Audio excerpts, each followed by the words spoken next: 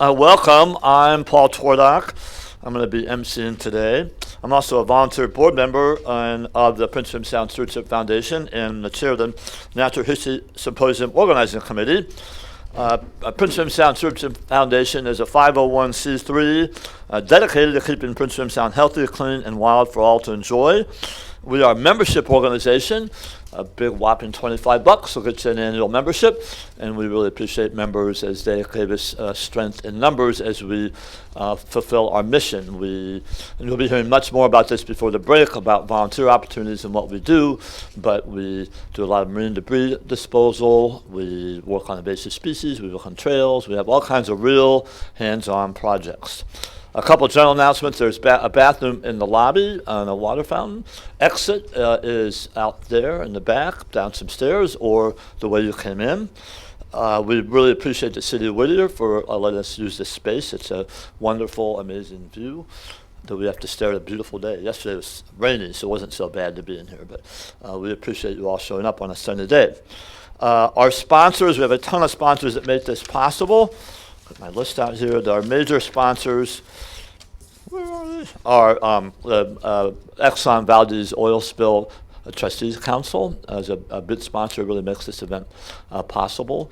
Well, I got my list over there somewhere, but that's the main one. I'll come back to sponsorships later. Also, we have things about microphone use. So this has been recorded. It's live streamed, so people are watching it. Last time I checked, all over the world, mostly Alaska. But it's also recorded. So all the recordings from past symposiums are available on our website. And these will also be available in a month or so. If you have a question, what we'd like you to do is raise your hand, and then Ellen here will bring a mic to you.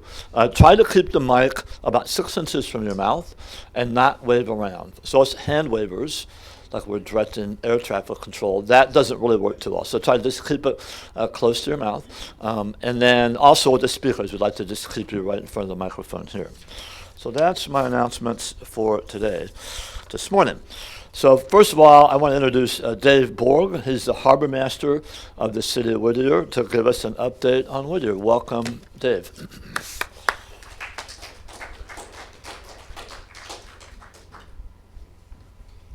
Good morning, everybody, and welcome to the City of Whittier. And it is truly prettier today in Whittier. Thank you. A little nicer than it was yesterday.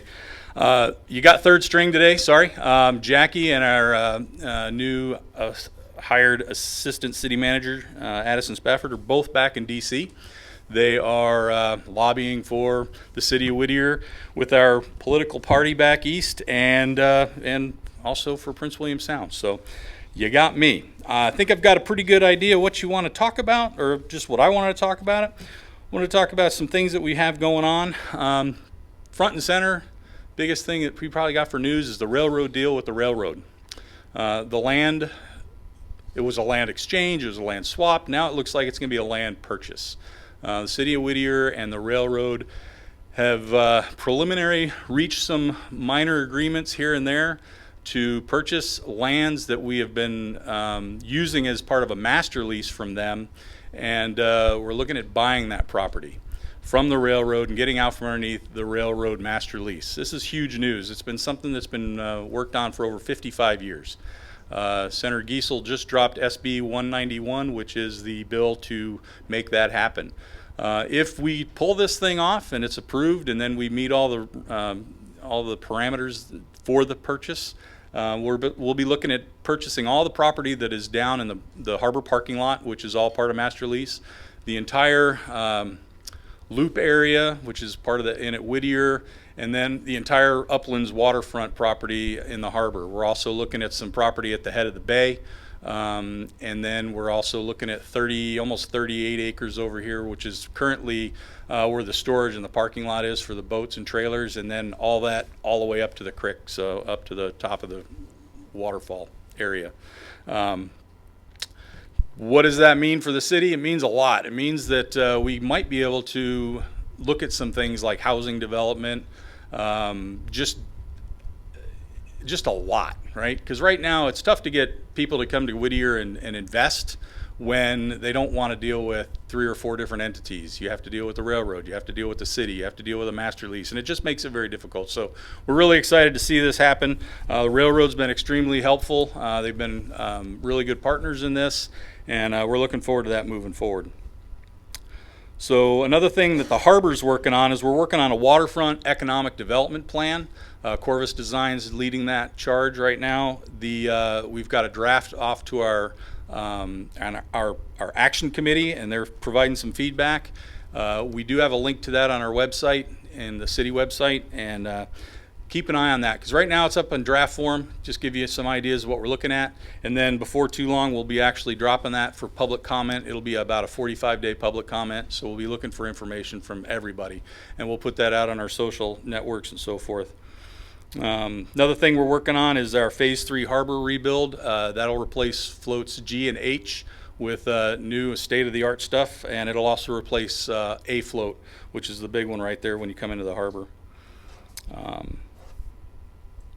Another thing that we're working on that kind of helps with lowering fuel costs and electrical costs is we're looking at replacing all the lights in the harbor that are up on the boardwalk, and the lights on the launch ramp going from sodium to LED. We did that 2 years ago with the DeLong dock. We replaced all those big sodium lights down there, and we saved about $15,000 in energy. So I'm really excited about that. Also, that lighting will shine more down instead of out, so it'll reduce our light pollution quite a bit down there. We're also working with Alaska Department of Transportation for a transportation master plan, which is going to address a lot of how we move around Whittier. We've got, as you know, if you spend any time here, we have everything from trains, everything shy of planes, but we have trains, automobiles, trucks, semis, trucks, trailers, the standard Hey Look an Eagle tourist driving around. We have bikers, we have walkers, we have just a lot. And thankfully we haven't had anything tragic happen, but you know, we are increasing our traffic every year, so it's important that we look at that from a big 30,000, 5,000, and 500-foot level. So more to follow on that.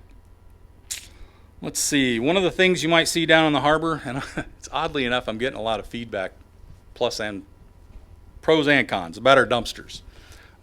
City spent $27,000 on new bear-proof, certified by the National Forest Service, certified bear-safe dumpsters. Now, they're 8-yard, they're a little tall. If you're vertically challenged, they may, that's what I'm getting mostly, is people are kind of grousing about putting big bags of trash in them. But if I can do anything to keep the bears out of our dumpsters like we had last year, we have to do something. So bear with us, work with us.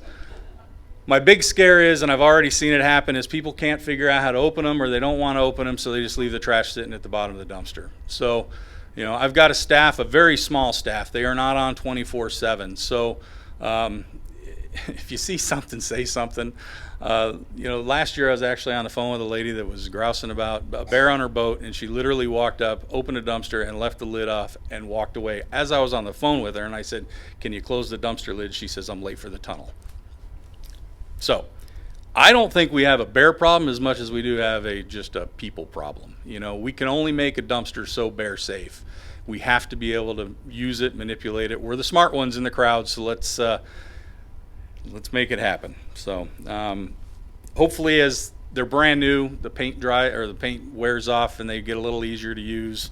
I thought about putting a step in front of them, but if we do that, the dump truck's just there, the trash truck's just going to crush him when he puts the dumpsters down. So we've got what we've got, and I hope we can make it work. I will be talking with Gwen over at the parking lot. Last year I walked the creek trail, and I found 15 buckets of shrimp bait sitting in the woods. So bears have obviously identified vessels as being a food source. They don't think about necessarily the fact that there's something on the boat. They're foraging at this point. They're going boat to boat to boat. They know that there's probably going to be something on them. I had a massive problem with them down in the harbor. We will be ticketing this year. If I see something, we will be calling the PD down. They will be taking pictures, writing tickets, and you know, I'm going to do my part do everything I can, but I'm hoping that we don't have as much issue this year, and certainly in our dumpsters. So with that, I'll open for any questions. Great, covered everything. All right. Hey, welcome to Whittier. Thanks for being here. Enjoy the rest of your conference, and I'll be around if you have any questions. Thank you. Glad to hear that we're addressing the bear issue. That was exciting last summer, at the least. Next, we have Chris Stewart, the District Ranger with the Glacier Ranger District, Chugach National Forest. Welcome, Chris.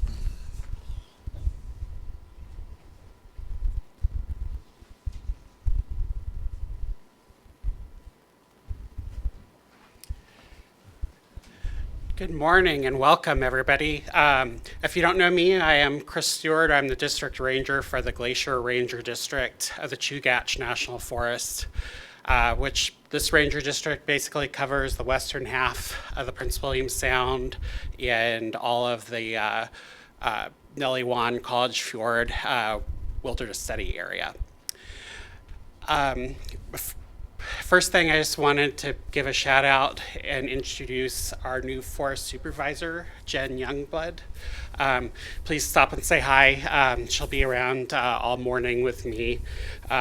Really happy to get her down here to introduce you to everybody.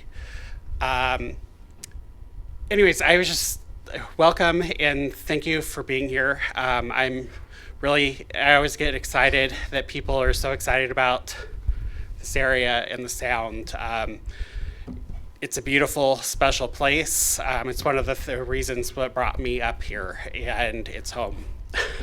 And so I am excited to see everybody here today. Glad to see all the speakers that we have, and please reach out if you need anything, and thank you.